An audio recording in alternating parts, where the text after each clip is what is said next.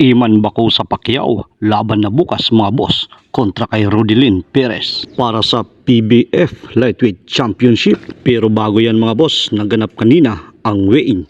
Nagkaroon nga ng konting aberya dahil ang dalawang mandirigma ay hindi nila nakuha ang tamang timbang ng 135 pounds para sa lightweight division. Si Iman Bacosa ay nakakuha ng 136.7 pounds. Rodilyn Perez naman po ay tumimbang ng 138 pounds. Kaya dahil dyan, binigyan sila ng 2 oras para makuha ang tamang timbang. Pagkalipas ng 2 oras ay nakuha nila ang 135 pounds limit ng lightweight division. At dahil dyan mga boss, tuloy na po ang laban kung saan gaganapin sa DRP Sports Complex, Barangay Pututan, Muntinlupa City.